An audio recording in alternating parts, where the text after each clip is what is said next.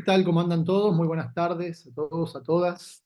Bueno, hace bastante me parece que no nos veíamos, con lo cual muy feliz por este reencuentro a través de la pantalla. En esta oportunidad, como bien dijo Nachito, me va a acompañar en esta clase con esta temática sobre el storytelling y story doing. Digo, eh, vamos a estar viendo y desarrollando los contenidos sobre las narrativas y los mitos en comunicación política. Sebastián Chiappe. Sebastián es consultor, es especialista en todo lo que tiene que ver con discurso y comunicación política. Eh, es licenciado en comunicación social, ¿no, Seba? Te saludo de paso. Sí, Seba. hola Pablito y un saludo a todos. Comunicación periodística, técnicamente. Ah, ok. Comunicación periodística, después hizo un posgrado en comunicación política y hizo una maestría también en comunicación, en políticas públicas en la Universidad Austral. Seba hace ya mucho tiempo se dedica a la parte de discursos, a toda todo lo que tiene que ver con las narrativas. ¿Sí? Antes eran discursos, hoy se llaman narrativas, storytelling, story doing, en ver cómo los políticos logran, o trabajar sobre los políticos para que logren que sus mensajes tengan un mejor y mayor impacto. Te doy la bienvenida, Chiape. Chiape ya hace un tiempo también se suma a nuestros cursos. Hola, Seba, de vuelta. Buenas tardes. Gracias por Bueno, sumarte. ahora sí, formalmente. Gracias a vos, Pablo. Gracias, Nacho, también. Bueno, buenas tardes a todos. La verdad que un lujo y un honor volver a estar en este seminario, que esta vez va a ser de dos instancias, de dos clases, Clase, correcto. porque nos vamos a estar viendo las caras también el lunes El que lunes que viene, a esta viene. misma hora, en el mismo lugar.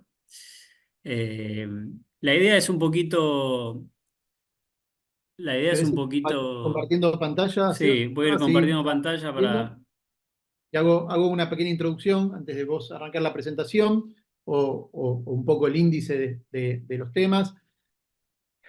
Puntualmente, estas clases con Sebastián habíamos incorporado un módulo dentro de la especialización de comunicación política y la verdad que había tenido mucho éxito, había presentado muchísimo interés por parte de los asistentes y bueno, decidimos con el equipo del instituto volver a repetir e incluso profundizar un poco más la temática, por eso van a ser dos clases sobre este tema. Con respecto a una cuestión ya meramente organizacional, como dijo Nacho al principio, eh, a ver, el chat está bueno para debatir. Si hay temas para debatir, estaría buenísimo debatirlos. También focalizar en las preguntas, que yo voy a estar ahí siguiendo las preguntas que le vayan haciendo a Sebastián. Por la cantidad de público que tenemos, que ya son casi 150, no vamos a abrir micrófono. Por eso les pido por favor que las preguntas las vayan dejando en el chat y yo voy a ir intercalando a medida que avance Seba con su presentación. Ahora sí, Seba, te doy la palabra y arrancamos con la presentación. bueno, gracias nuevamente. Les comento un poco cuál es la idea, son de este seminario de dos clases. Hoy vamos a ver, como ahí ven en la presentación, el título del seminario es Cómo transmitir mensajes efectivos en la gestión pública. Y la idea es abordar en una primera clase, que es la de hoy, algunas cuestiones más de tipo teóricas, para ver cómo se construyen las narrativas, los relatos, esos conceptos que hoy están, de hace unos años ya diría que en el ámbito y en el mundo de la comunicación política están muy en boga. Analizar cuáles son las técnicas que a nosotros nos permiten crear esas narrativas y abordar esos relatos. Y después también ampliar un poquito con herramientas concretas que nosotros tenemos, que son fundamental a la hora de hablar de esto, que son el discurso y el mensaje. Probablemente hoy, la clase de hoy, tenga un contenido un poco más teórica que la del lunes que viene, pero igual la idea es ver teoría aplicada, ver ejemplos también de lo que vayamos charlando, eh, para que ustedes puedan entender y sobre el final hacer algún intercambio, algún disparador a partir de las preguntas en el chat. Ahora sí, ya habiendo dicho esto, arranco formalmente. A mí siempre me gusta arrancar las clases preguntándome y preguntándonos a todos como disparadores dónde estamos hoy. Y dónde estamos hoy me refiero a dónde estamos en términos comunicacionales, en términos políticos, en términos del avance de la tecnología en este nuevo mundo que es tan dinámico que lo que pasó hace 5 años ya nos parece viejo, ni hablar lo que pasó hace 10, hace 15, y que probablemente en 5 años, en 2, en 3, en 5, en 10 años, todo lo que digamos hoy hasta tenga poco sentido, no digo nulo sentido, pero sí poco sentido.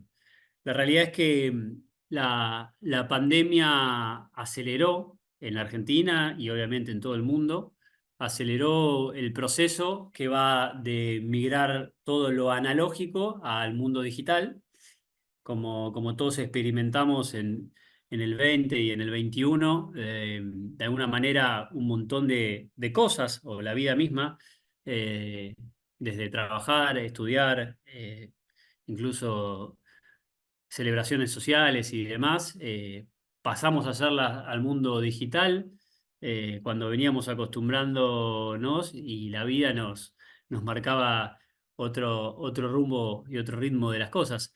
Empezamos a migrar nuestro mundo a lo digital y de repente nos encontramos que todo es digital y obviamente que muchas cosas post pandemia volvieron, si se quiere, a la normalidad, porque nos seguimos juntando con amigos, con familia, seguimos saliendo a hacer deporte al aire libre, pero hay un montón de cosas que no nos damos cuenta, por ejemplo, esta clase, que ya quedó instaurado y que en esa migración del mundo analógico al mundo digital, ya quedó así, quedó establecido así y es normal.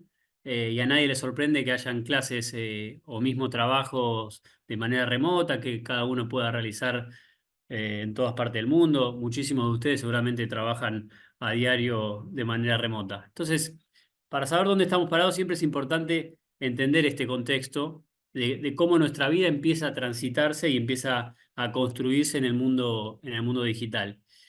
Esto inevitablemente dispara una serie de consecuencias y una de ellas, en términos, como decía, comunicacionales, en términos de la discusión en la opinión pública, en términos de la discusión de la coyuntura política, es de la cantidad de mensajes que se empiezan a crear. ¿Por qué? Porque al migrar nuestro mundo a lo digital, empieza a haber millones de dispositivos conectados al mundo digital, o sea, se multiplican los dispositivos y por ende se multiplica la cantidad de mensajes que nosotros creamos y cómo interactuamos con el resto de la gente y cómo consumimos información.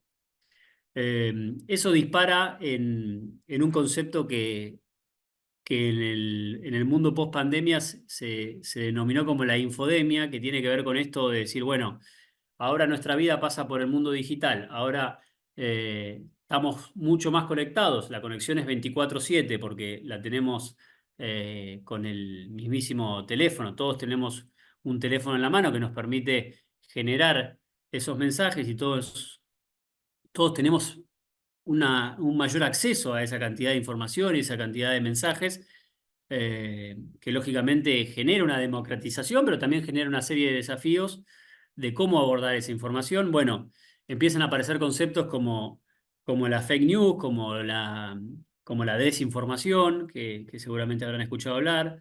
Eh, Se empieza a generar una sobreinformación, porque una gran cantidad de información siempre genera naturalmente una sobreinformación, y empieza a haber determinados ruidos en ese ida y vuelta y en esa multiplicidad de mensajes. Lo vemos a diario y ni que hablar con la irrupción de la inteligencia artificial, donde lo estamos viendo hoy día no sé si están al tanto de lo que está sucediendo en la campaña para presidente de los Estados Unidos, pero empieza a haber material que no se sabe si es verdad o no. Digo, la fuerza de la inteligencia artificial empieza a crear una serie de contenidos que por el momento, hasta donde yo vi, está dentro de todo, digo, eh, controlado dentro de todo, porque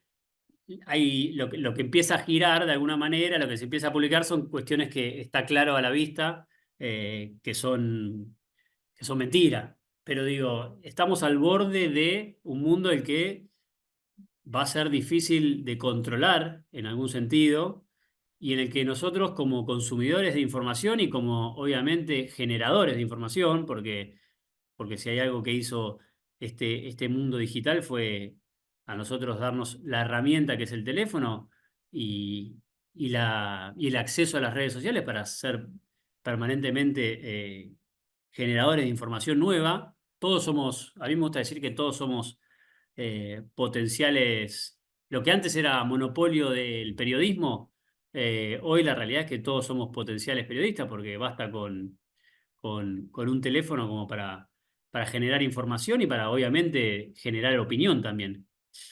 Eh, todo esto, bueno, todo esto nos presenta una serie de desafíos y también de alguna manera influye directamente en la manera de relacionarnos con los políticos, con los líderes. ¿Por qué? Porque a partir de todo esto, ustedes habrán dado cuenta que en los últimos años, y esto siempre es lindo el ejercicio de estudiar las campañas, porque es donde se evidencia de alguna manera todo esto con mayor claridad, eh, se empieza a generar otro vínculo entre el líder y el elector. El líder se empieza a parar en otro lugar, se empieza a parar en una suerte de lugar más horizontal. Si ustedes analizan las redes sociales de los políticos, nos empiezan a hablar desde otro lugar, no nos empiezan a hablar como era antes, que el líder estaba arriba del atril y le hablaba a la masa, y la masa lo único que hacía era aplaudir. Hoy se empieza a generar otro vínculo y es consecuencia de este nuevo mundo que les describía. Este nuevo mundo que nos genera desafíos también de alguna manera nos interpela a nosotros como ciudadanos, porque nosotros como ciudadanos, al tener el acceso tan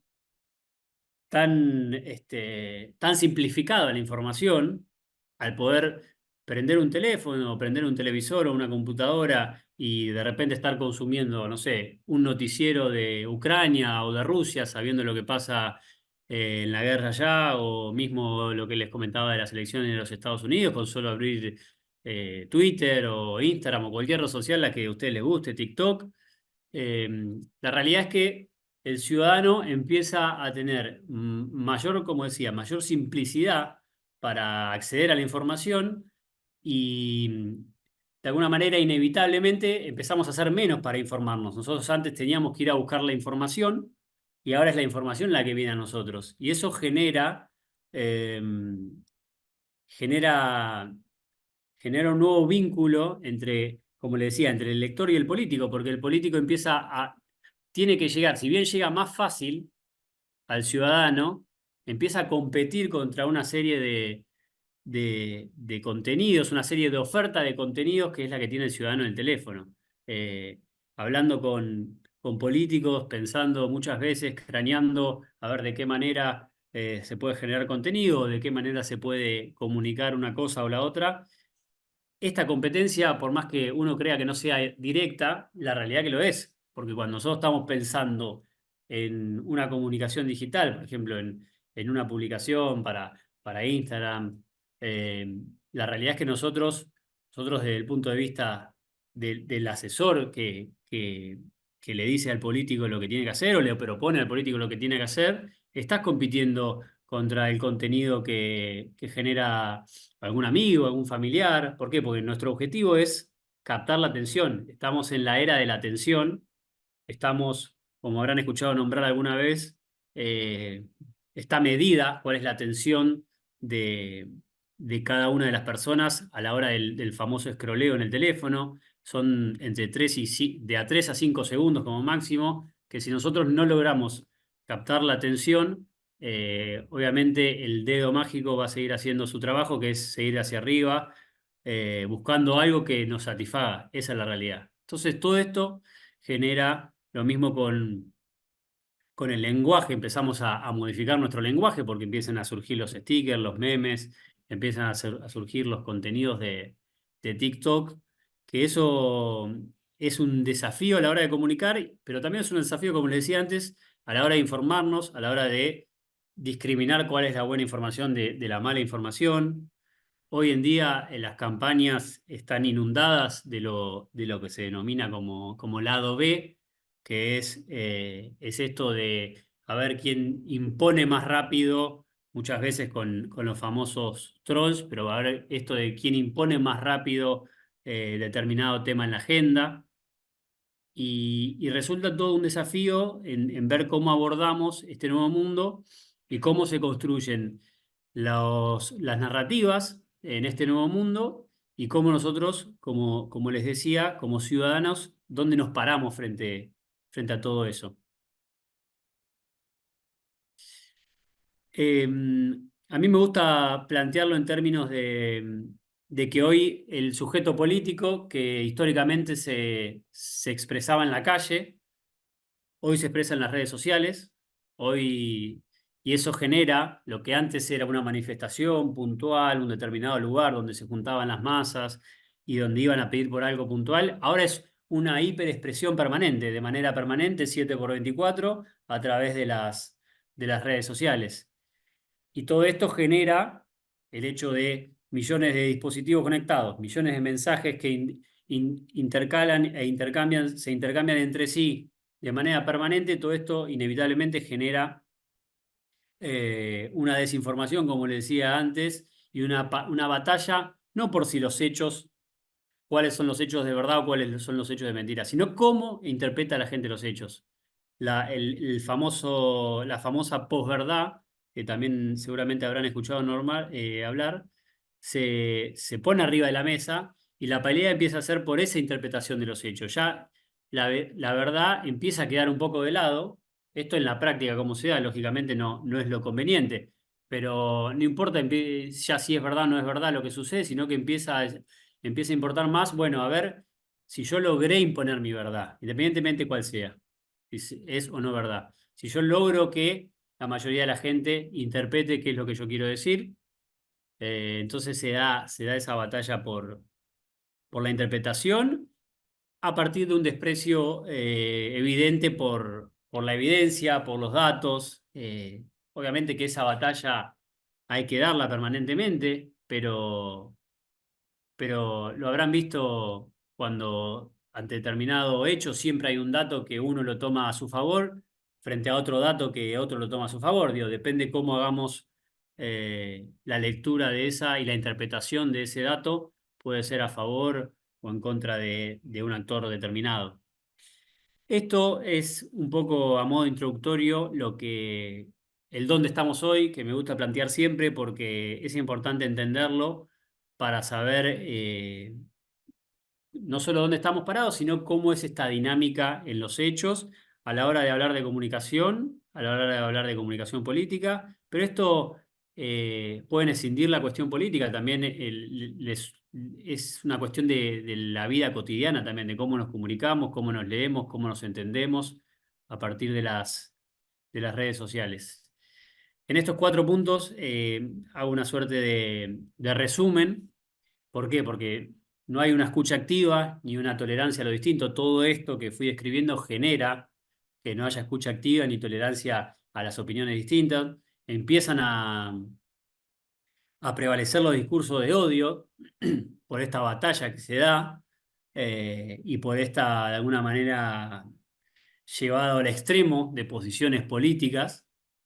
Prima la necesidad de captar la atención, como les decía anteriormente, y se empieza a dar una metamorfosis digital del debate público, que es nos empezamos a comunicar nosotros principalmente a través de la arena digital, con lo cual el debate público empieza a pasar ahí y hay como una suerte como si fuera twitterización, si se me permite el concepto, de la política y, y determinados códigos o determinadas costumbres o determinados debates que antes se daban de determinada altura o con determinada altura, ahora empiezan a darse en formato Twitter. Y todas las declaraciones son en formato Twitter y los idas y vueltas son en formato Twitter y, y eso de alguna manera vacía también de contenido a la política porque la vuelve muy reduccionista también en la búsqueda de los argumentos. No hay tiempo, no hay espacio para explicar, no hay espacio para rebatir muchas veces una verdad instalada, independientemente de que sea o no verdad. Y esas son las reglas del juego con las que trabajamos y con las que convivimos hoy. Y por eso siempre es muy importante entender dónde estamos parados, porque inevitablemente eh, impactan directamente en cómo nosotros tenemos que contar los hechos, cómo tenemos que construir las narrativas y los relatos, como les decía al inicio de la clase.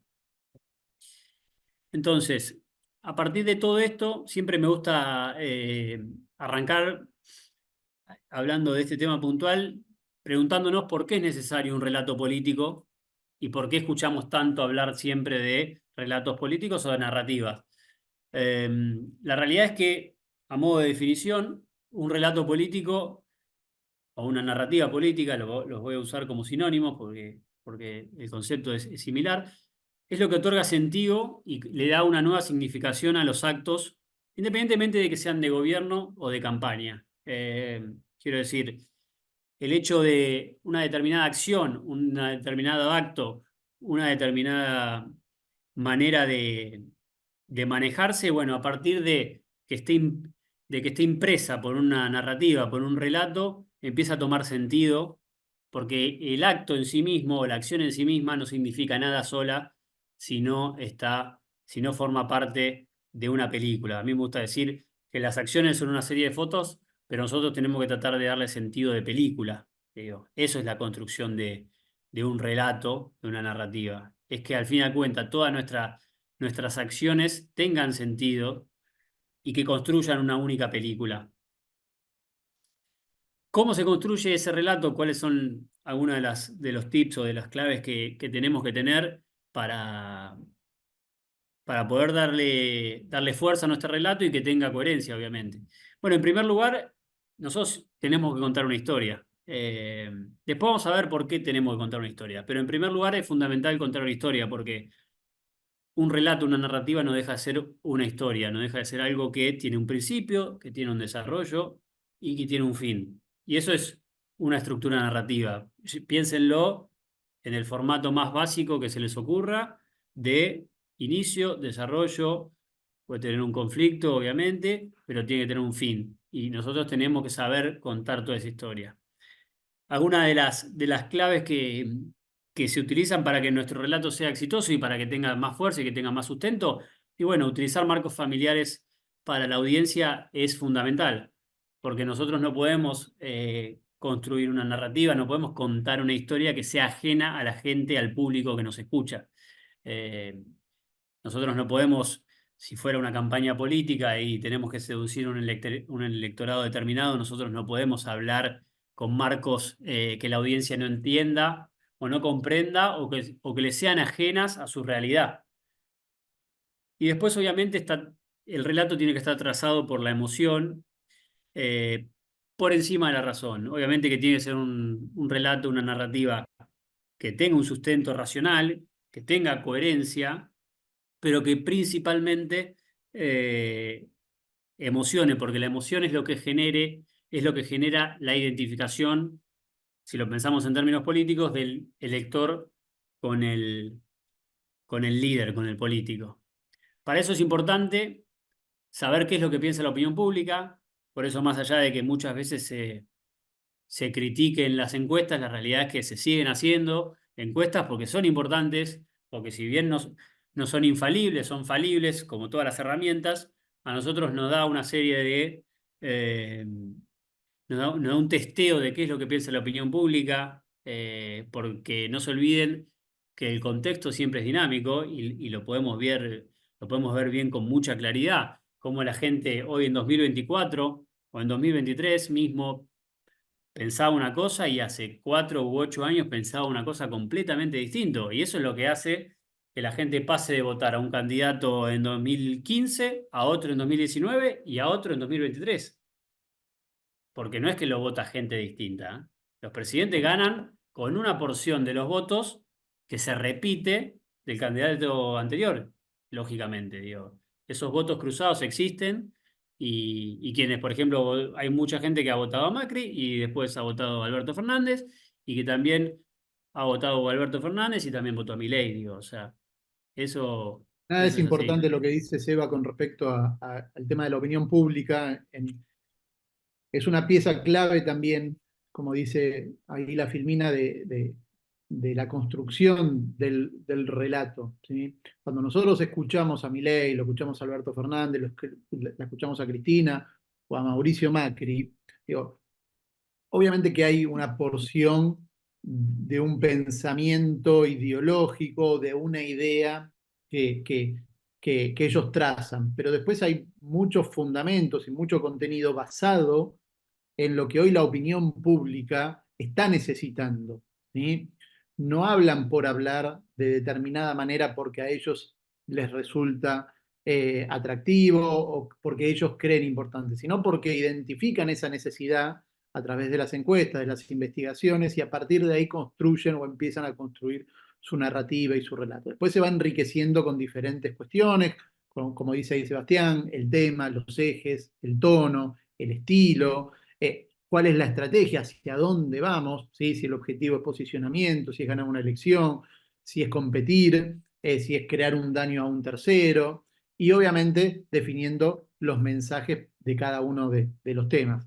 Pero todo empieza por entender a la opinión pública. Si nosotros no entendemos cómo está conformado el público al cual le vamos a hablar, ya sea para bien o para mal, porque a algunos le vamos a hablar y a otros sabemos que no le vamos a hablar porque no nos van a votar nunca, tenemos que, como primera medida, entender qué está pasando en la sociedad, y eso se hace a través de investigaciones.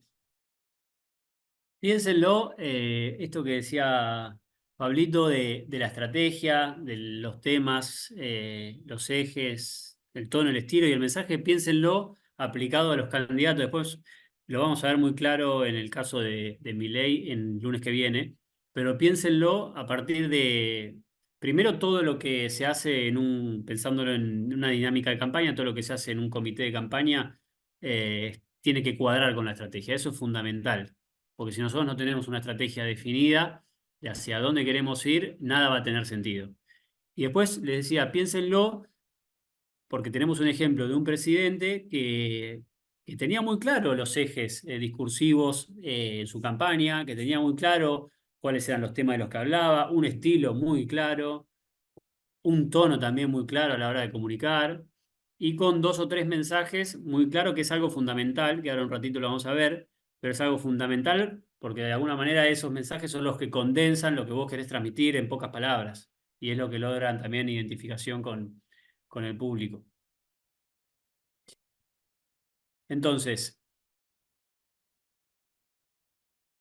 a la hora de pensar de la construcción propiamente dicha del relato, generalmente hay una serie de etapas, por así decirlo. La primera tiene que ver con un punto de partida, que es un diagnóstico en común de determinada gente, pero que tiene una visión similar de la realidad. Y hay como una suerte de recurrencia a valores compartidos, a decir, bueno, todo esto, sea mucho o poco, todo esto, nosotros vemos la realidad de determinada manera y todo esto son valores, son cuestiones que nosotros compartimos. Después hay una creación de lo que se llama de códigos propios, que es nosotros como grupo humano, si lo pensamos siempre en la dinámica de una campaña, nosotros como espacio político, como coalición política, empezamos a crear códigos propios, empezamos a hablar el mismo vocabulario, el mismo idioma y empezamos a reproducir las mismas ideas. Muchas veces, dependerá en función de la estrategia o no, esto tiene que ver con la confrontación versus un otro. Generalmente esta estrategia se utiliza, y más aún en los tiempos que corren, eh, porque es el mecanismo de diferenciación más rápida que vos tenés con respecto al otro, y más en una elección que se disputa una presidencia, una gobernación, un municipio, digo, distinto. Por ahí es en una elección legislativa, donde a veces las dinámicas son distintas, pero el contraste versus el otro siempre está atravesado por la construcción de nuestra narrativa. Después, en tercer lugar, a medida que van pasando los hechos, empieza como a cimentarse la estructura a partir de logros conquistados, a partir de solidificar el discurso y lo que le decía anteriormente, para después sí profundizar el nivel de confrontación, llevarlo a la lógica del amigo-enemigo, y después una suerte final de mancomunión, me gusta llamarla a mí, que es, ustedes si estudian partidos políticos, espacios políticos, coaliciones que han tenido, y después vamos a ver ejemplos prácticos, pero que han tenido narrativas muy potentes, van a ver que hay una mancomunión entre ellos, entre los distintos voceros, entre los distintos dirigentes o lo que fuere, que es una suerte de cuadrilátero de donde no salen, donde decir, bueno, esta es nuestra verdad y nosotros entendemos la realidad de esta manera y la reproducimos de esta manera. Y para hablar independientemente de cualquier tema, ya sea un tema de economía, de educación, de salud, de trabajo, de lo que fuere, nosotros le atravesamos este prisma. El storytelling, que lo habrán escuchado nombrar, es la técnica de comunicación que nos permite crear estos relatos. Como toda técnica tiene una serie de características.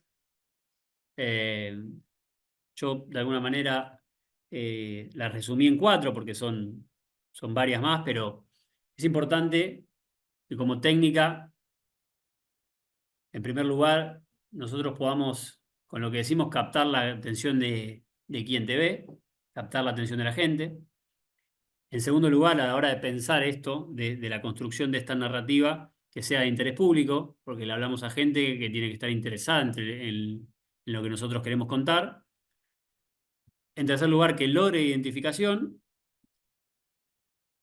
porque si queremos que nos voten, primero nos tienen que escuchar, después se tienen que identificar con nosotros y, y en tercer lugar nos tienen que votar. Y por último, eh, lo que les decía, el prisma de la emoción, el prisma de lo sorpresivo, de algo que atraiga y que genere esa identificación.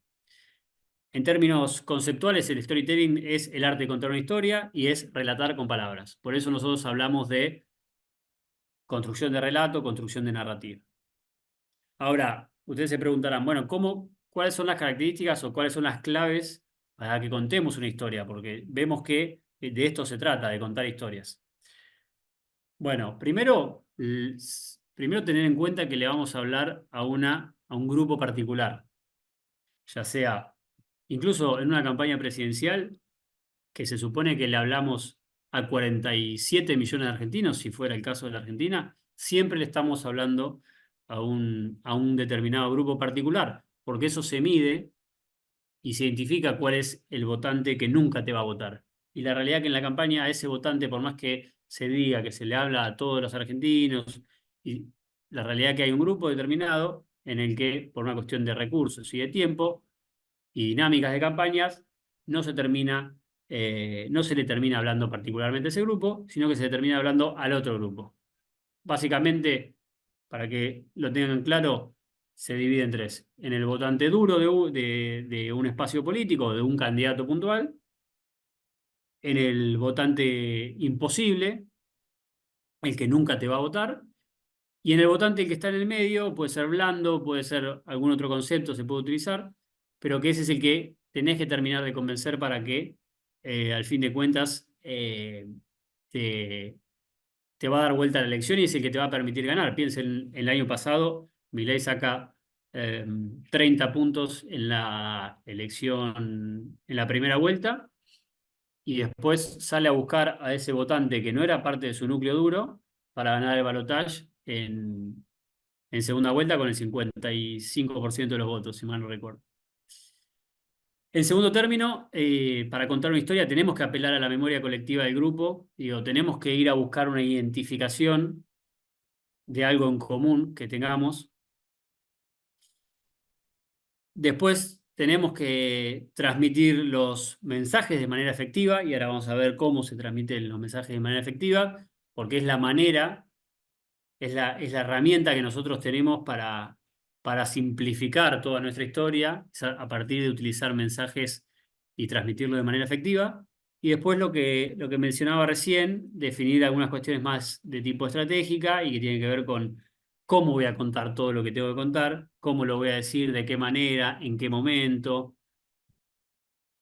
La campaña tiene distintas etapas y no es lo mismo hablar por algo. Los candidatos arrancan la campaña hablando de una manera, en otro momento eligen tensar un poquito y apretar un poquito más, en otros se vuelven más dialoguistas. Bueno, todo depende y todo también es consecuencia de lo que decía Pablo recién, de los estudios de opinión pública. Eso es lo que de alguna manera nos permite a nosotros ir viendo ese termómetro e ir identificando e ir sorteando las etapas de la campaña. ¿Por qué contamos historias? Bueno, esto es importante porque hacemos tanto hincapié en contar historias como herramienta, pero tenemos que entender también por qué las contamos, porque hay una cuestión cognitiva detrás de esto. Los mecanismos propios de la mente nos hacen a los seres humanos, desde el punto de vista cognitivos, aptos para procesar historias. O sea, nosotros, ¿qué significa esto? Que la información que a nosotros nos presentan en formato historia, por así decirlo, es más fácil de recordar y nos permite lograr mayor identificación que la que nos presentan de alguna manera en un formato no historia, que podrían ser una serie de hechos sin un hilo conductor. Eh, las historias activan sentidos, activan emociones, las historias permiten esa identificación de las que les fui hablando, porque las personas también tienden a querer formar parte de un colectivo social. La persona como ser social se siente cómodo formando parte de un grupo particular, de un colectivo social. Entonces, las historias nos ayudan a eso, nos brindan lo que se denomina certidumbre psicológica. Es como una suerte de zona de confort donde nosotros estamos tranquilos, donde nosotros nos sentimos a gusto y nos permiten conectar directamente con el público de manera más rápida y de manera más precisa. Porque ustedes piensen siempre que si lo pensamos en un formato de una campaña electoral, hay poco tiempo, hay poco dinero siempre y hay mucho que contar y hay que convencer.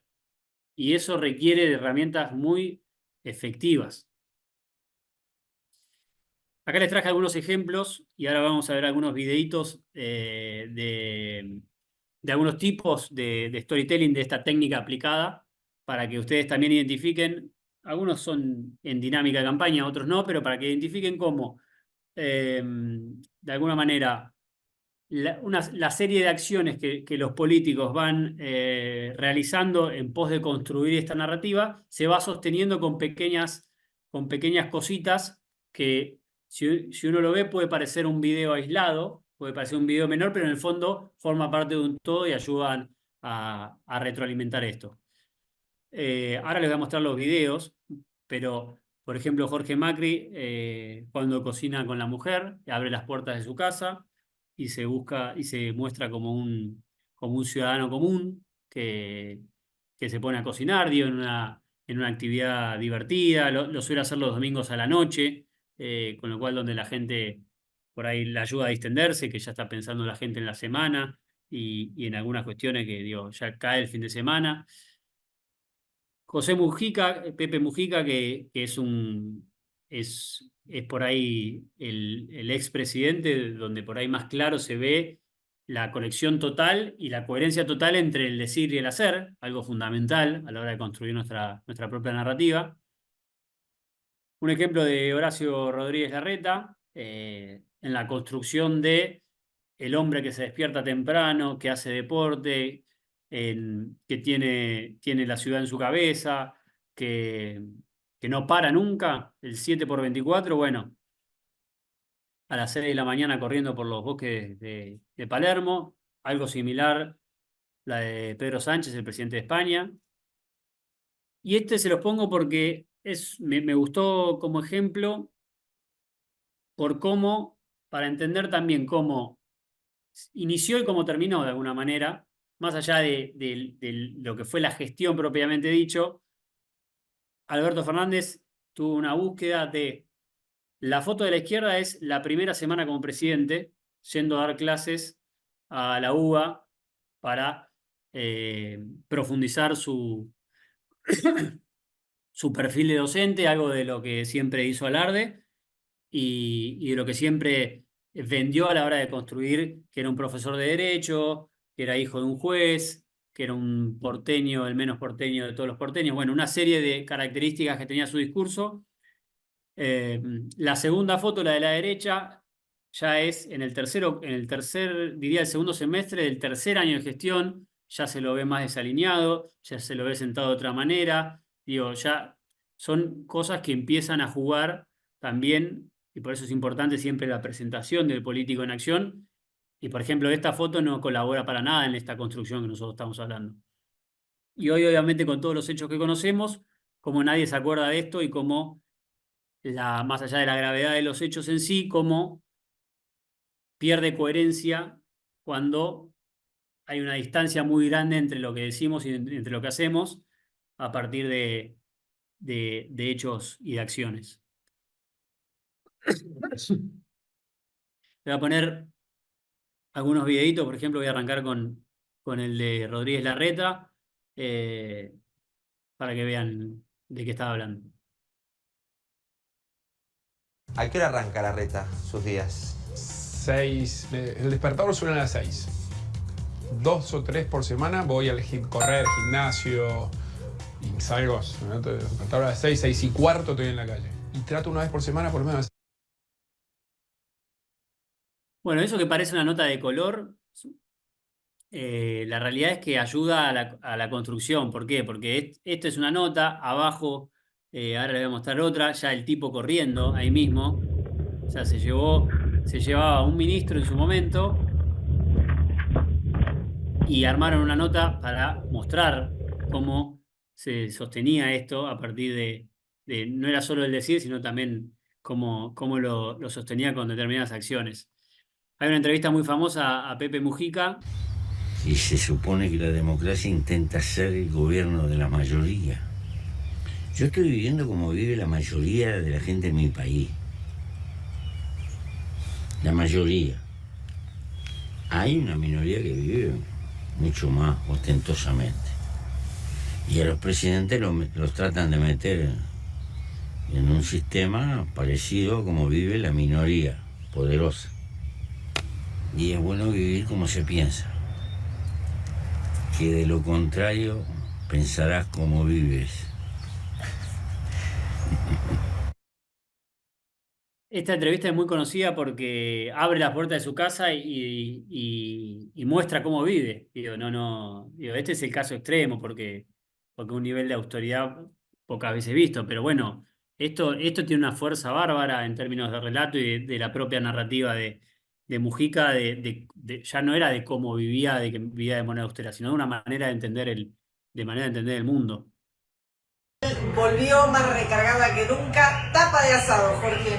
Tapa de asado facilísima, de los cortes más baratos y más rendidores que tenés. Sí, de los cortes más baratos. Mira, estuve haciendo cuentas, 750 pesos en supermercados, 800 pesos el kilo en la carnicería. Vamos que la rompemos y además es una buena opción, ¿saben qué? Para juntarte con amigos. Uno lleva el pan, vos llevas la carne, se van dividiendo. Pipí cucú. Bueno, Jorge, arrancamos con la carne mundial y está bien hecho el cartel. Bueno, Bueno, esto es lo que les comentaba. Le sacan el traje y la corbata y lo muestran dentro de la casa de otra manera, obviamente con otro semblante, conectando desde otro lugar con la gente. Después puede ser más exitoso o menos exitoso, pero la búsqueda va por este lado con acciones de este tipo. Es importante lo que muestra Seba en esto del story doing, del storytelling al story doing, perdón. ¿A qué ¿sí? hora arranca la reta? De la narrativa, de no solamente que quede en un discurso, sino que la gente lo vea realmente qué pasa, ¿sí? Obviamente que esto no se construye solamente en una Volvió más nota, no recargado. basta una nota sola, que es un ejemplo, son ejemplos concretos, eh, sino que para poder instalar, como cualquier discurso, digo, el secreto es la repetición, ¿sí? Si vos decís que te levantás a las 6 de la mañana, haces deporte, etcétera, etcétera, tiene que ser como algo o mostrarlo o ser parte también de tu estrategia de comunicación, de una persona sencilla, de una persona accesible. Obviamente que también Seba lo dijo, las narrativas o los relatos también están enmarcados en situaciones coyunturales, ¿sí? Los videos de Horacio Rodríguez Larreta estaban en un tono de campaña, ¿sí? Como también el video de Jorge Macri, ¿sí? Hoy Jorge Macri, en su rol de jefe de gobierno, bueno, nada, toma otro tipo de precauciones y por ahí no se expone tanto, no expone tanto su fase personal o este tipo de videos que hace con su esposa, ¿sí? Lo mismo que Pepe Mujica ahí ya está hablando como un expresidente, ¿sí? Desde otro rol. Bueno, eso también es muy importante en términos de darle un sustento a esa narrativa, ¿sí? El sustento es nada más y nada menos la credibilidad, ¿sí? Nosotros lo que buscamos, o los que buscan, las personas que se dedican a esto, es que sea creíble, vender a tu candidato como alguien creíble. Si nosotros no logramos que todas estas acciones generen credibilidad, bueno, nada, no lo estamos haciendo bien, o el candidato no es lo suficientemente bueno, o nosotros tampoco somos lo suficientemente buenos como para encontrar cuáles son los aspectos o los atributos que pueden llegar a potenciar a nuestro candidato. ¿Sí? Bueno, hay muchísimas cuestiones en este sentido de que de vuelta, estos son ejemplos, hay que esos ejemplos enmarcarlos, porque ahí ya estuve leyendo el chat que le están pegando por el tema de la carne a Jorge Macri, etcétera, etcétera. Digo, hay que tener el contexto también de dónde surgen esos videos o cuándo aparecen esos videos y obviamente cuál es el objetivo de esa comunicación. Vuelvo con vos, Eva. Perfecto, vale la pena la aclaración. Sí, yo no di las fechas de cada uno de esos videos, pero bueno, en el caso de Jorge Macri tiene un tiempo ya ese video, no es de ahora, no es Sí, de este año. es del año pasado, era digo, otro Claro. contexto. Bueno, otra de las cosas que le quería comentar es hablar un poquito del discurso y, como les dije antes, del mensaje. Vamos a hablar primero del discurso porque el discurso es una herramienta que nosotros tenemos muy potente que nos permite darle volumen, darle sustento a la creación y a la creación, decía, de las narrativas y de nuestros propios relatos. Entonces, para eso es importante saber dónde nos paramos con respecto al discurso y qué es el discurso y entender bien la importancia que tiene, porque es probablemente la acción más importante que tengamos o la herramienta, mejor dicho, más importante que tengamos y que tienen los políticos como para darle fuerza a esa construcción de la que venimos hablando.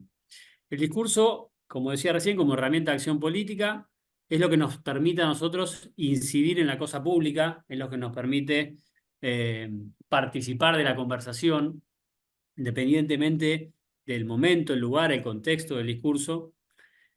Obviamente debe depender y requiere una estrategia, porque es un elemento más dentro de lo que es el universo de la estrategia de comunicación.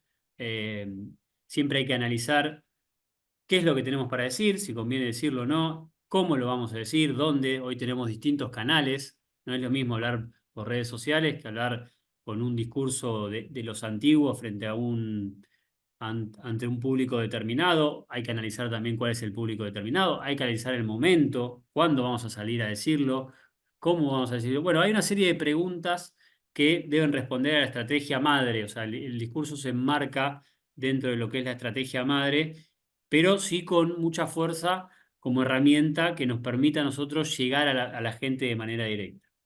Y el discurso, otra de las características que tiene es que prepara consensos y gestiona disensos. A nosotros la manera de generar los consensos que necesitamos y al mismo tiempo también de gestionar los disensos que muchas veces también necesitamos si estamos pensando en confrontar con algún contrincante, con algún rival.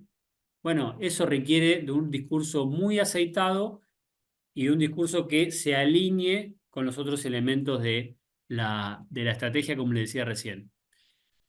Como definición, el discurso es condición de posibilidad de la acción política. La estrategia de discurso prepara el consenso, como le decía recién, sobre las medidas de mayor ruptura respecto del sistema sobre el que va a operar. Y gestiona el disenso que permanentemente, si lo pensamos en una dinámica de comunicación de gobierno, está amenazando la gobernabilidad en términos de el disenso, en términos de por dónde nos pueden criticar o qué es lo que, por dónde hace agua nuestra narrativa, nuestro relato.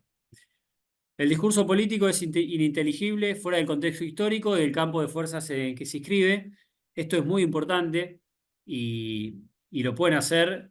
Esta discusión siempre se da a partir de, lo habrán visto en los últimos días, cuando hay cierta tensión entre el sector de gobierno, por ejemplo, o propiamente dicho, si hablamos de La Libertad Avanza y del PRO, cuando empiezan a tensionar y algunos le dice al otro, no, pero bueno, pero vos, cuando gobernaste vos, no hiciste esto, no hiciste el otro, y el otro dice, bueno, pero pará, una cosa es 2023, diciembre de 2023, y otra cosa es diciembre de 2015, digo, hay que entender no solo el accionar de los políticos, no solo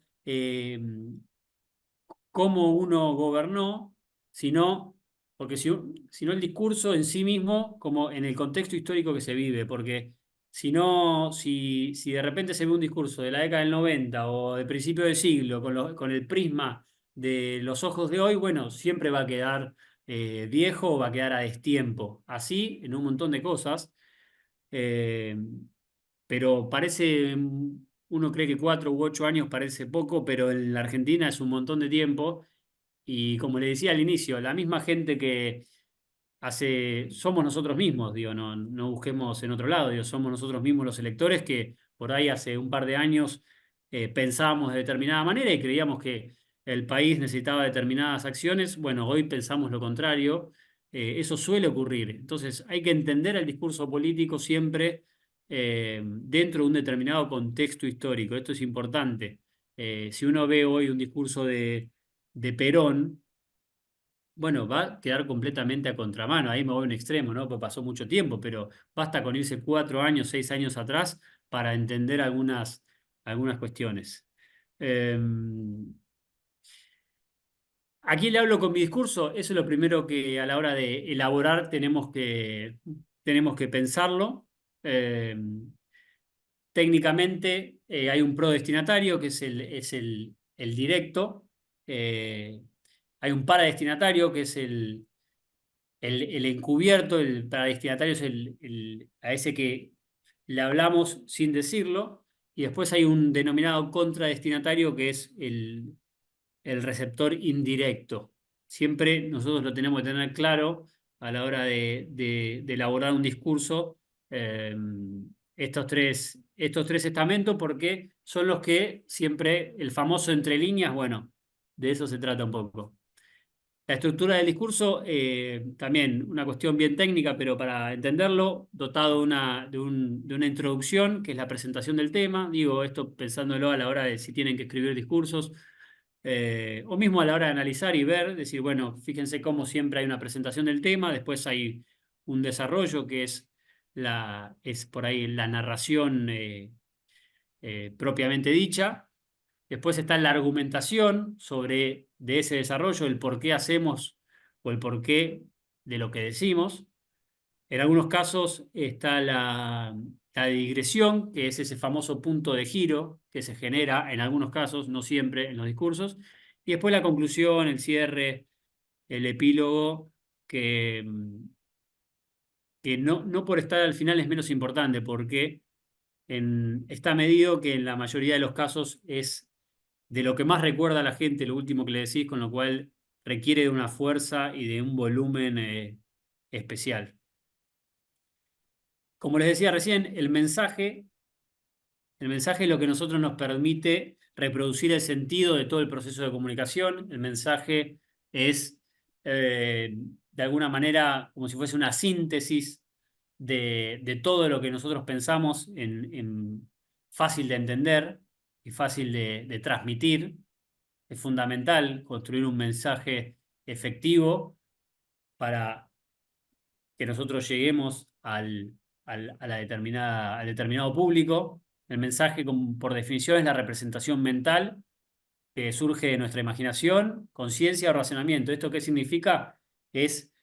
Hagan el ejercicio de pensar en un determinado político o en un determinado espacio político también, y qué es lo primero que se le viene a la cabeza. Bueno, si hay cierta coherencia entre lo que ese político quiere transmitir y lo que quiere transmitir ese político, digo, en torno a sus ideas, en torno a su ideología, en torno a lo que quiere hacer, y lo que a ustedes se le viene a la cabeza, es que ese político está haciendo las cosas bien, porque de alguna manera logra que lo primero que se le viene a la cabeza, digo, evidentemente tiene un mensaje efectivo, porque les permite llegar con efectividad justamente a la cabeza de los ciudadanos. Esa es la clave, a ese nivel es la clave de tener un mensaje exitoso, y por eso es tan importante. ¿Cómo se construye el mensaje? Bueno, primero tenemos que definir una idea, qué es lo que quiero transmitir. Requiere de seleccionar determinado contenido, de comprensión, de análisis, de criterio. Muchas veces requiere de la inclusión de datos. ¿Por qué? Porque le dan fuerza a ese mensaje, le dan un respaldo. Los datos, no es que la gente va a recordar el dato en sí mismo, pero sí es lo que va a sostener a ese mensaje, a qué es lo que queremos que recuerde la gente. También otra herramienta es utilizar ejemplos, dar contenido de valor, porque tenemos que contar algo nuevo siempre. La gente no nos va a recordar, y si nos recuerda no nos va a diferenciar si no le contamos algo nuevo. Y también vuelvo a lo que decía anteriormente del contexto como una herramienta para entenderlo, de qué comunicar y en qué momento. Es importante no olvidarnos de esto, porque es algo fundamental que atraviesa todo esto que venimos hablando. Entonces, hablábamos del storytelling como técnica. Pablo en algún momento mencionó el story doing. Bueno, el story doing es como la evolución del storytelling a partir de todas las cosas que fuimos charlando, porque es como la versión adaptada a este nuevo mundo del que hablamos al inicio, a este mundo saturado de información, donde la atención es un bien escaso, donde se le exige mucha mayor credibilidad al político, a la persona que vamos a votar. Por eso, por definición, el story doing es la técnica narrativa que trabaja en la visualización de acciones y experiencias, pero en esta suerte de nueva era o en el nuevo mundo que describía, y a modo de un poco de cierre también para machearlo con lo que decía al principio. Si antes estábamos hablando de solo palabras, bueno, ahora necesitamos palabras y hechos, digo. Ahora, como bien dice su nombre en inglés, necesitamos también eso. Entonces, esta evolución va de las palabras y la imagen a las palabras, las imágenes, que toman muchísima fuerza a partir de cómo transmitimos los mensajes, de las nuevas herramientas y demás, y de los hechos, digo, de la coherencia esta que hablábamos, que fuimos hablando durante toda la horita y pico, de cómo sustentamos las palabras y las imágenes a partir de acciones concretas, de hechos que nos den valor en sí mismos. El story doing, algunas características puntuales: moviliza el sentido social, se construyen las historias a partir de acciones, como le decía. Ahora el líder forma parte en primera persona de la historia, no está allá arriba en el atril, sino que forma parte y lo ven en los spots políticos, digo, si yendo al caso de Milei, que lo vamos a abordar bien el lunes que viene, pero si una de los éxitos que tuvo la campaña de Milei fue que tenías un candidato que no decía, no te contaba a vos cómo se sentía la gente, sino que él mismo se sentía de esa manera, se sentía igual que vos. El resto de los candidatos, incluso el oficialista de ese entonces, te quería contar a vos cómo te sentías. Bueno, si algo que hizo bien Milei y el equipo de campaña de Milei fue tener un candidato que se sentía igual que vos. No tenía que contártelo porque vos lo veías y se lograba una gran identificación. Los mensajes empiezan a ser en acción permanente, hay una cosa dinámica que deja atrás algo más estático, toma mucho poder la imagen, como le decía. ¿Por qué? Porque en la era de la tecnología y de las redes sociales, los mensajes y nuestras acciones, muchas requieren únicamente de imagen y de pocas palabras. Digo, sabemos bien que hoy una imagen vale más que nunca, vale más que 1000 palabras. A veces no hace falta a las imágenes siquiera ponerle un copy o ponerle una descripción o contar qué es lo que está pasando porque tiene peso propio la imagen. Y como fuimos también conversando, cada hecho que se comunica responde a una estrategia. Eso como algo troncal que hay que tener en cuenta siempre porque es fundamental. El storytelling tiene que ser activo, tiene que ser original, coherente, tiene que despertar atención. Y dos conceptos para tener en cuenta, que un poco también sintetizan lo que venimos hablando. Una buena narrativa no se debe medir por transmitir el mensaje con éxito, sino también lograr esa coherencia que les vengo planteando entre lo que se dice y lo que se hace. De nada sirve que tu mensaje llegue de manera exitosa al receptor si después no tiene un sustento en la coherencia entre lo que se dice y lo que se hace. Y el story doing más eficaz es, en términos de redes sociales, es el que es compartido por el ciudadano. Y si se trata de algo que no es oficial, aún mejor. ¿Por qué? Porque cuando vos lográs que el ciudadano comparta algo de manera desinteresada, digo, sino porque le resultó atractivo, lograste la identificación, lograste, bueno, un poco lo que venimos hablando, esa es la mejor propaganda, por así decirlo, que podemos tener porque le da más fuerza y mayor credibilidad a nuestro mensaje.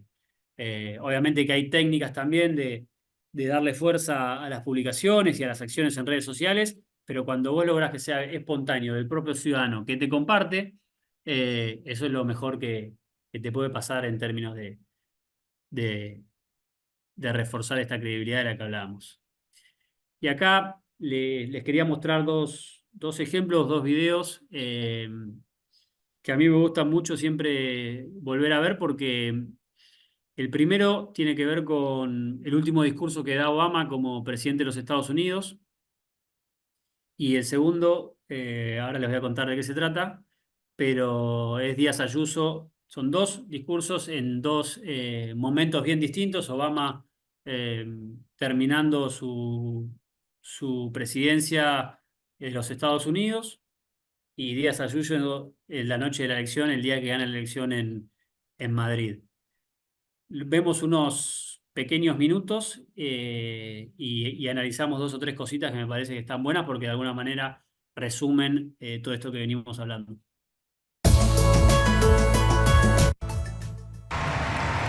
Michelle LaVaughn Robinson, girl of the South Side.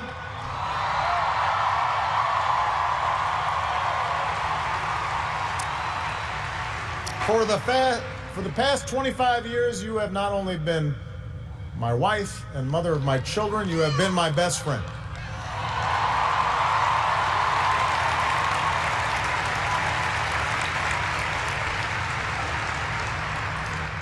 You took on a role you didn't ask for, and you made it your own, with grace and with grit and with style and good humor.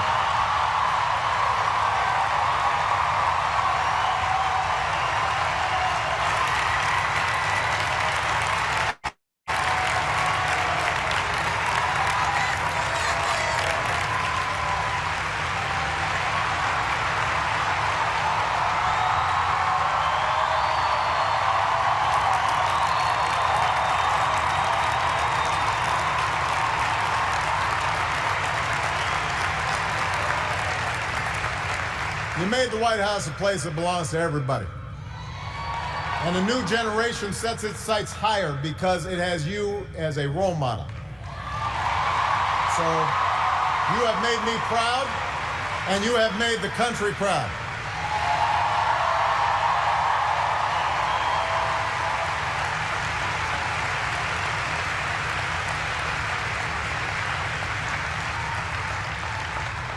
Malia and Sasha, under the strangest of circumstances, you have become two amazing young women.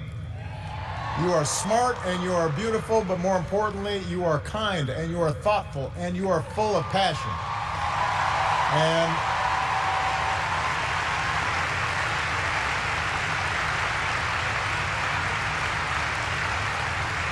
you wore the burden of years in the spotlight so easily. Of all that I have done in my life, I am most proud to be your dad. To Joe Biden. Bueno, ahí un poquito pero para entender un poco, más allá bueno, que Obama es un excelente orador, obviamente, fíjense cómo él desde el primer momento cuenta una historia, y lo que está contando no es más que la historia que vivió como presidente de los Estados Unidos 8 años, pero desde el punto de vista de la mujer y la familia, y después de Biden, quien fuera su vicepresidente. Primero le habla directamente a la mujer y arranca desde cómo llegó hace 8 años, cuando llegaron a la Casa Blanca, y qué es lo que fue haciendo. Después, las hijas. Todo esto, estamos hablando de un story doing construido a lo largo del tiempo, donde la mujer tuvo un rol preponderante durante esos 8 años. Digo, no fue una primera dama encerrada en la Casa Blanca. Tuvo un rol muy activo. Las hijas también tuvieron un rol muy activo, conocidas por todo el mundo, que crecieron en esos 8 años, lógicamente, desde muy chiquitas hasta, como dice él, transformarse en casi en adolescentes. Después hace lo mismo con Biden, con quien fuera su presidente, su vicepresidente. Utiliza todas las herramientas. El discurso obviamente es más largo, pero utiliza todas las herramientas posibles. Hay un manejo de los silencios espectaculares. Habla de cómo transformó la Casa Blanca en un lugar de todos. Habla de las nuevas generaciones. O sea, plantea un escenario, pese a que él se va y no puede volver por los Estados Unidos. Una vez que fuiste 2 veces presidente no puedes volver. Plantea un escenario a futuro. Después, al final del video, después véanlo entero si tienen la posibilidad, les dice algo así como, bueno, yo no me voy formalmente como presidente, pero yo voy a seguir estando acá porque esto que venimos construyendo sigue de esta manera y de esta otra manera. La verdad que es una pieza excelente. Terminan todos emocionados, después ponchan a la gente llorando y demás. Él obviamente comparte su emoción también en algún momento del discurso.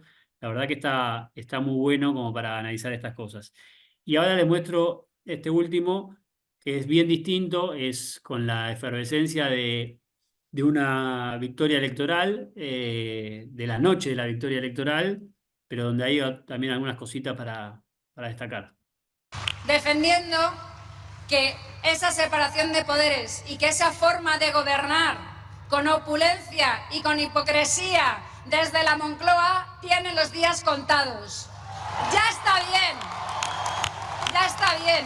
Hoy empieza de nuevo un nuevo capítulo en la historia de España, porque hoy, desde Madrid, desde el kilómetro cero, vamos a recuperar el orgullo, el sentimiento de pertenencia, la cultura del esfuerzo y, por encima de todo, la convivencia, la unidad y la libertad que necesita España. Hoy empieza de nuevo. Hoy empieza de nuevo, porque Madrid es libertad y porque no entienden nuestro modo de vida. Por eso el sanchismo no entra en Madrid, porque no se puede dirigir, porque no se puede controlar, porque no se puede imponer, porque la libertad implica que una persona pueda empezar 1 y 1000 veces de cero y tener oportunidades para los jóvenes, dar seguridad a los mayores.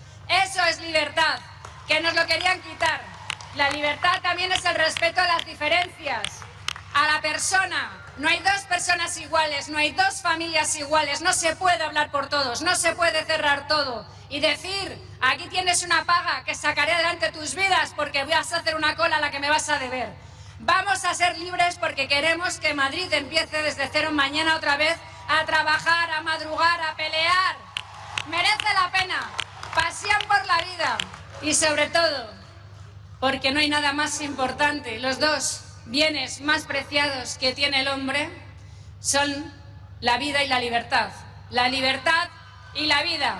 Y libertad significa llevar una bandera de cualquier color y que te respeten. Y libertad significa que si eres un cocinero famoso, si eres un cantante con una gran reputación, si eres un productor de cine o un filósofo y dice votar a un lado o al otro, se le respeta, se le reconoce. Libertad es llevar una pulsera que dice libertad sin tener que ocultarla. Libertad significa empezar cada mañana a la manera de cada uno. Y por eso el sanchismo no lo ha entendido. Lo han intentado todo. En los tribunales intentaron impedir estas elecciones.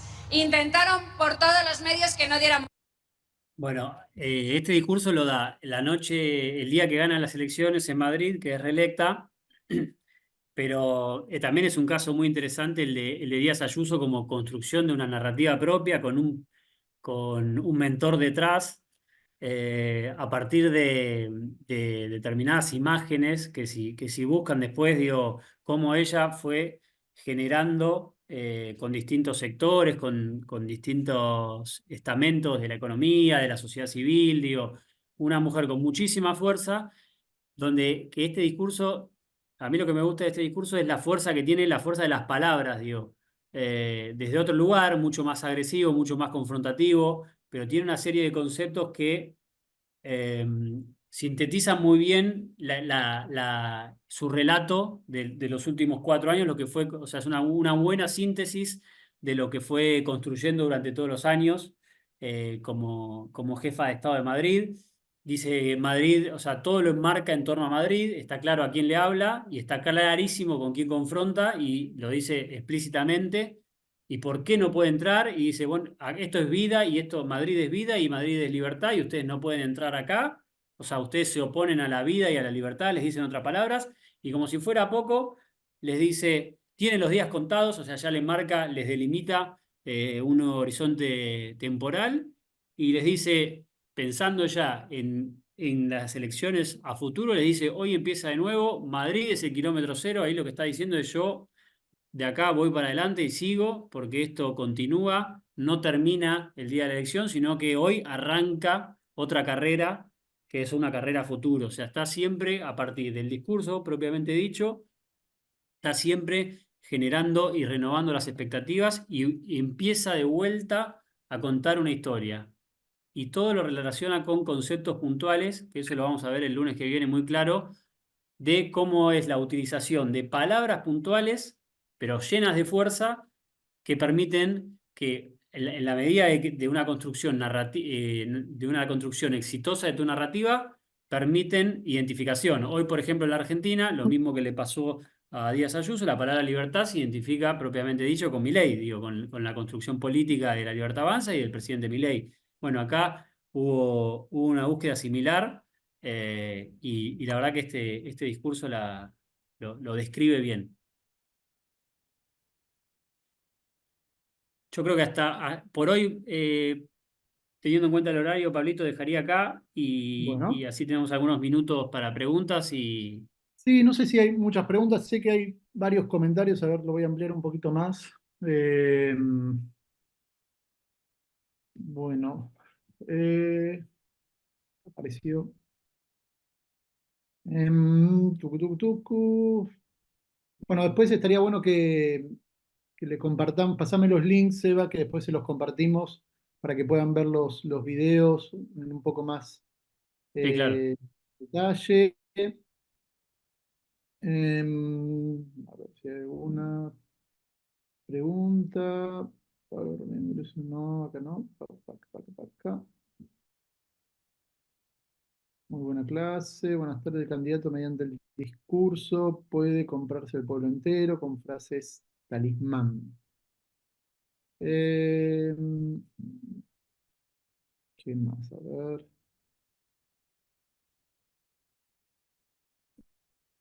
Hay muchos comentarios y debates sobre la clase, pero preguntas puntuales, no, hay, a ver si hay al final. Excelente clase, bueno, todos muy buenos Bueno, las comentarios. guardamos para el lunes que viene, si no.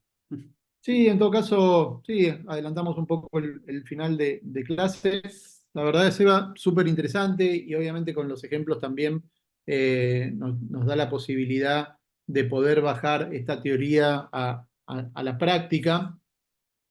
Las narrativas es algo que nada, no es nuevo. Por ahí sí el estudio exhaustivo de estos storytelling, de estos story doing, sí, pero las narrativas siempre existieron, siempre se llevaron adelante. Nosotros en la especialización siempre vemos también el tema de propaganda política y ahí vemos cómo los aparatos totalitarios, políticos totalitarios, como fue el nazismo, como fue la Unión Soviética, como fue los totalitarismos que cruzaron gran parte del siglo pasado en Europa y también en América Latina, usaban las herramientas de comunicación para llevar adelante estas narrativas, ¿sí? Que obviamente tenían como objetivo persuadir y convencer al ciudadano. Lo hacían obviamente con otros artilugios o con otras armas, y literalmente usaban armas, y usaban la violencia física como una herramienta o el miedo como una herramienta de convencimiento. Y también el miedo es parte del storytelling, ¿sí? El miedo de las campañas negativas, el de si lo votás a fulanito te va a sacar el plan social, si lo votás a fulanito te va a despedir. Bueno, todavía está eso presente también como parte de las narrativas, las campañas del miedo o las campañas negativas, pero bueno, también hay una cuestión de positividad y de convencimiento y de poder ver de qué manera logramos generar ese vínculo con el ciudadano, porque también el storytelling en la nueva era de las redes sociales, como explicaba bien Seba al principio, hay un ida y vuelta, ¿sí? Ya no es el estado totalitario que tenía el manejo casi exclusivo de los medios de comunicación, ¿sí? O de la comunicación, que incluía los medios de comunicación. Hoy nosotros, como ciudadanos, con las herramientas digitales, con Twitter, con Facebook, con Instagram, con TikTok, somos relatores y participamos del debate público que se da todo el tiempo, constantemente estamos participando, con lo cual también formamos parte de esa narrativa. Muchas veces lo hacen de manera desinteresada, como un ciudadano, otras veces se hace de manera organizada, más desde una organización militante, ¿sí? Pero siempre se participa en las narrativas. Hoy vemos a un presidente que está parado fuertemente en la construcción de una narrativa con el amplificador que son las redes sociales, ¿sí? En redes sociales, sobre todo en Twitter, vemos cómo funciona esa construcción del mensaje y sobre todo la amplificación del mensaje del gobierno nacional y de la figura de Milei sobre todo. Incluso él también lo toma como para retuitear ciertos mensajes que andan dando vuelta, que van en línea con su narrativa. En los últimos años hemos vivido un periodo de presidentes en donde se enfocaron mucho en su narrativa, en la construcción de un storytelling. Tenemos desde Cristina hasta Milei, todos, ¿sí? Con diferentes tenores, con diferentes tonos, con diferentes resultados, con diferentes también poder de sostenerlo, ¿sí? Creo que el kirchnerismo hoy siempre se nos viene a nosotros como primero en la mente porque tiene también una cuestión de que estuvieron durante mucho tiempo, casi estuvieron 12 años, ¿sí? Desde 2003 al 2015 en la presidencia, entonces como que pudieron asentar mucho más esa narrativa. En cambio, Milei no, Macri y Alberto Fernández lo estuvieron solamente 4 y Milei recién va 8 o 9 meses de gobierno. Pero todos implementan su narrativa, su construcción, su storytelling y es una manera de estar en diálogo constante con la sociedad. Seba, algo para cerrar, ya estamos casi en hora. No, ya que lo mencionás, el caso del kirchnerismo, decirles Dale. que el lunes que viene vamos a ver cómo se sostiene esto y cómo se alimenta esto desde la comunicación de políticas públicas propiamente dicho. Hoy por ahí lo vimos más de la parte teórica, de la parte con ejemplos en algunos casos de campaña, pero el lunes que viene vamos a ver también cómo una vez gobernando, cómo a partir de comunicar política pública podés alimentar y darle fuerza a esto. Simplemente eso, Pablito. Bueno, vamos a estar con más ejemplos que me parece lo interesante, digo, mechar lo teórico con lo práctico como para que ustedes también puedan ver cómo esas cuestiones conceptuales hoy las vemos en ejemplos concretos que están pasando. Nacho, muchas gracias por estar del otro lado. Seba, te vuelvo a agradecer tu participación. La verdad que súper interesante la clase. Es un tema que la verdad que da para debatir y sobre todo también da para aprender mucho y seguir investigando. Te mando un fuerte abrazo a todos y a todas. Muchísimas gracias por estar del otro lado. Que tengan una muy buena semana y los esperamos el lunes que viene en este mismo canal a las 17 horas. Muchísimas gracias siempre por la amabilidad, por los comentarios, por la buena onda. La verdad que son un gran público y hay muchos que los conozco, que están participando, con lo cual nada, doblemente agradecido de que sigan estando del otro lado. Les mando un saludo y que tengan muy buena finalización de jornada.